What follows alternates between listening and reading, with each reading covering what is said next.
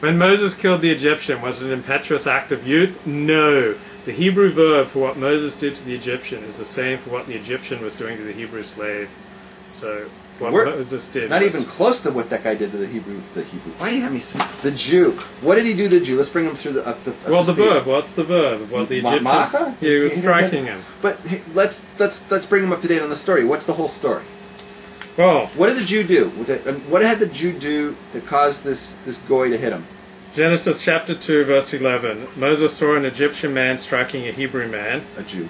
Moses turned this way and that and saw there was no man, so he struck down the Egyptian and hit him in the sand. But what had the... You didn't answer my question. What had the Jew done? I don't know. What does the Midrash say? The Midrash says like this. Here's what the Jew had done. Ready? Yeah. The goy wanted to bang the Jew's wife. So he took the Jew outside, and then he went into the guy's house while the Jew was outside, and it was at night, and the woman didn't know...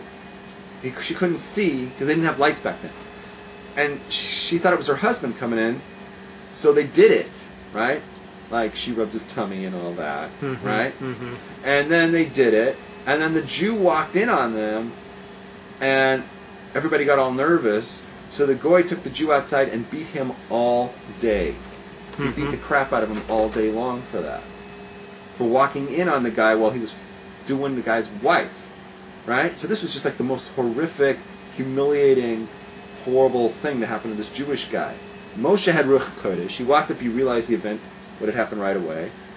And he said, I'm going to take care of this guy. Because this guy's disgusting.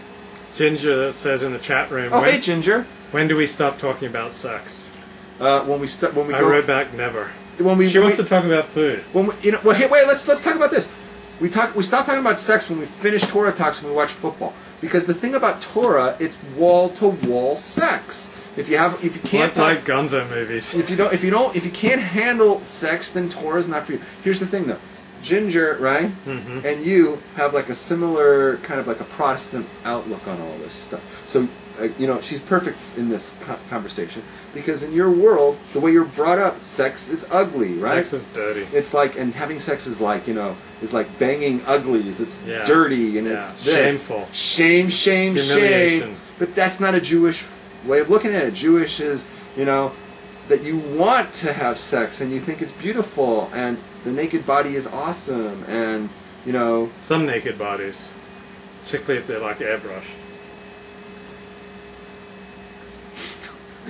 And that's the Jewish outlook. The Jewish outlook is, hey, let's talk about sex. So when this wife had this Egyptian inside of her, she didn't realize that something was up? Oh, there was something up. We've had a talk about this before, where you said that how could somebody not know who they were with? Oh, it was with Yaakov and his getting mixed up between Leah and Rachel. Yeah. You're like, how come these guys... I could tell the difference between Rachel and Leah. Like I would take that test. Like Hashem, give me the test. Give me two sisters. Give me this test. I'll figure out the difference between them. Okay, let's talk about something. Rondé and Tiki Barber are identical twins.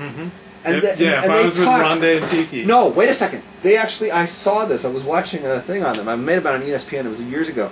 Where one of them was busy one night, so they had the other one go out with his girlfriend because the guy wanted to be in two places at one time. So he called his brother in, and his brother went out with the girlfriend. And she didn't know. This was a girl who was sleeping with his brother, and she did not know that she was with the guy's brother at the time. That's terrible. No, that's convenient.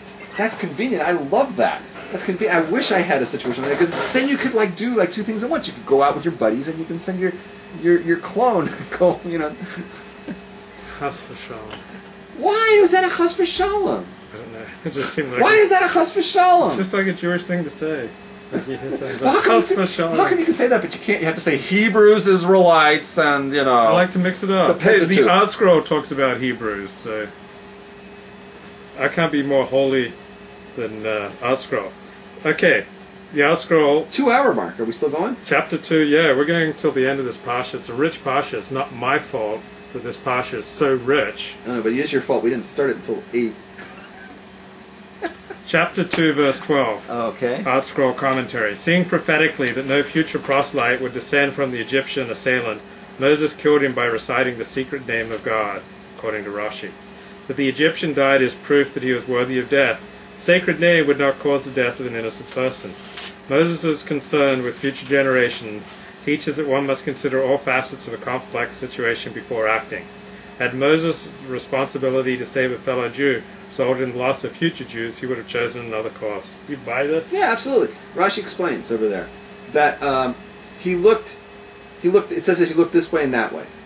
You know, before Moshe killed this guy, right? Beat the crap out of this guy, right? Mm-hmm. What did he do? He looked to see